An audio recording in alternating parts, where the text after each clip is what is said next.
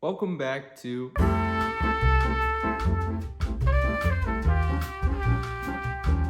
Are you nervous about the future of the planet? Well, you're not alone. I just seen an article that basically says that people are less likely than ever before to have children because of climate anxiety. I don't blame them. It's hard to want to bring a kid into the world when you're not sure how long the planet will be livable. So obviously, climate anxiety is at an all-time high. Things are getting worse, but who's gonna save the day? The world leaders at COP27, of course. So if you remember, COP27 was like the big gathering of world leaders in the UN and a whole bunch of people negotiating solutions for climate change. And they just released their master plan. Negotiations are over. We can finally hear their plan. They're calling it the loss and damage plan. It basically says that the richer countries will pay for the global victims of climate change, which, hey, good. We did it, everybody.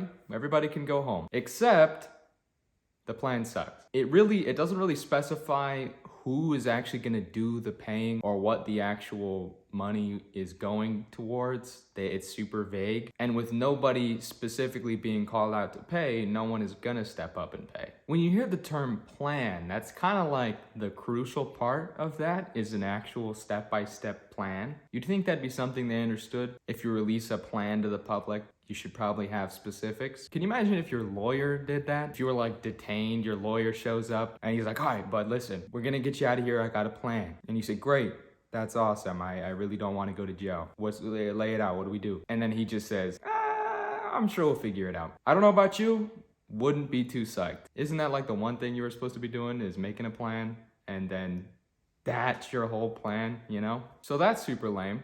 Pretty disappointed with that. But what else did you expect, you know? So one of the biggest global victims is West Africa. It's warming way faster than the rest of the planet, and they have contributed to almost none of the pollution. So while all of these massive countries are essentially killing the planet, they aren't even feeling the brunt of the problem yet. It's these countries, these people who have really done nothing wrong, who are getting the worst of it. So it's super disappointing to see all these big countries just not really do anything about it. It's kind of like going out to dinner with somebody and you order like a salad and a water and they have like the surf and turf and a bottle of wine and an appetizer and a dessert, and then they offer to pay for the table next to them. And then when the check comes, they're like, you okay with splitting it 50-50? Hey, no, what are you talking about? This was your fault. This is your doing. The consequences of your own actions. Why is this on me all of a sudden? But then imagine they do that every day, forever.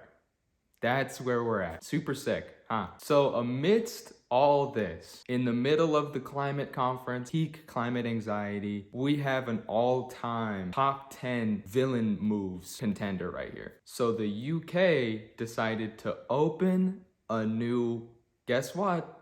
Coal mine. The first one in decades.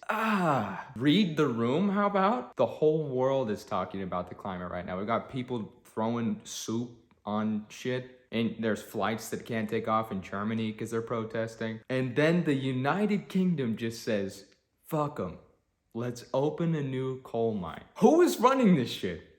Skeletor? Did they elect Lex Luthor? Did I miss something? You gotta respect the game though. That's a top 10 hater right there. They're really in their own league right now. The UK is the actual Fire Nation. Always just doing the absolute worst thing they could do. I might think about looking past it if they had one thing to offer.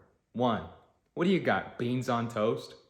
Fish and chips? UK, do one thing right.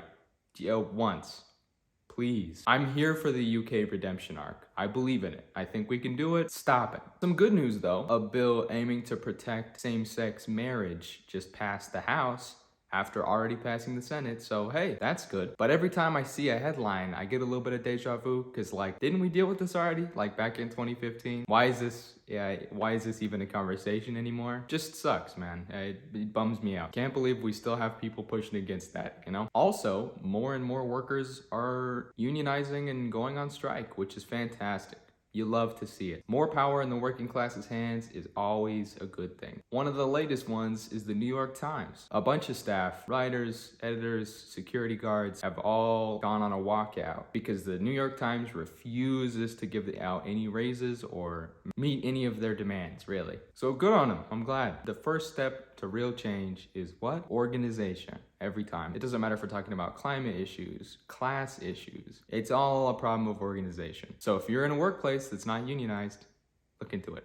Now, I'm gonna kind of shift gears. Let's talk about Ye. Now, hey, listen, I was a stan for a lot of years. I really enjoyed a lot of his music, but guys, it's time. We gotta move on. I've seen some really, really bad takes when it comes to Kanye, especially when it comes to separate the art from the artist, which that's a whole nuanced conversation. There's a lot of complexity to that I can't really break down. The problem is when you're still sharing that you are listening to Kanye. You still have Kanye merch, you still have posters up, you're still posting songs on your story, you're commenting things about still supporting Kanye. That's where the problem comes up. Because at that point, you are actively promoting him. It's one thing to like listen to a song by yourself, but if you're going around town like, Kanye's the GOAT, Kanye's still this, Kanye's my man, whatever, how do you not see the problem with that? You're ridiculous. Now, if you agree with what he's saying, say that. Don't hide behind him as a figure. Go ahead, say it. I'm sick of these weird games people are playing and like these dog whistles. If you're so passionate about still supporting him despite his hate speech and endangerment of disenfranchised communities, namely Jewish people, if you're anti-Semitic, say that. And that way you can deal with the consequences of those shitty opinions. And people will know outright that you are a bad person.